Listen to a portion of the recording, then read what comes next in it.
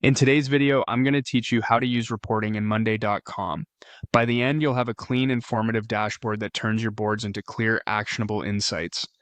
Start on your Monday.com home, then head into Workspaces. Pick the workspace that holds the projects you want to report on. Choosing the right workspace matters because dashboards pull data from the boards within it, so make sure the items you care about live there. Next, create the dashboard. Click the plus sign and choose Dashboard. Give it a clear descriptive name so teammates instantly know what it's for, like Q1 Project Health or Sales Pipeline Overview. Then choose the privacy level that fits your audience. Keep it private if it's just for you, or make it accessible to your team if everyone needs visibility. Once that's set, click Create Dashboard to open your blank canvas. Now let's add the reporting building blocks. Click Add Widget and select Chart. Charts are great for visualizing trends and distributions, like items by status or workload by owner. We'll connect it to data in a moment.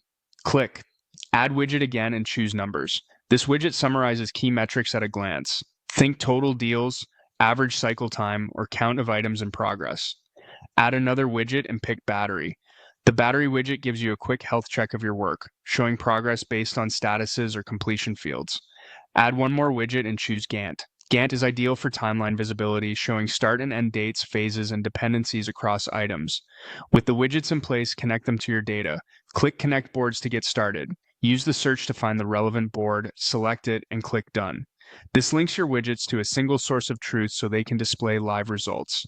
From here, tailor each widget to your reporting needs. For the chart, set the board, pick the grouping and the value you want to analyze, and choose the chart type that best communicates the story: bar, pie, or line.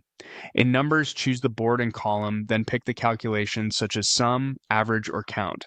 For the battery, align it to the status column that represents progress so it reflects completion accurately. In Gantt, map your start and end date columns, add dependencies if your board uses them, to visualize timelines and overlaps. Make final edits based on what your audience needs most. Adjust filters to focus on the right groups, owners, or date ranges, and refine titles so every widget is self-explanatory. That's it. Your Monday.com reporting dashboard is ready to inform decisions at a glance.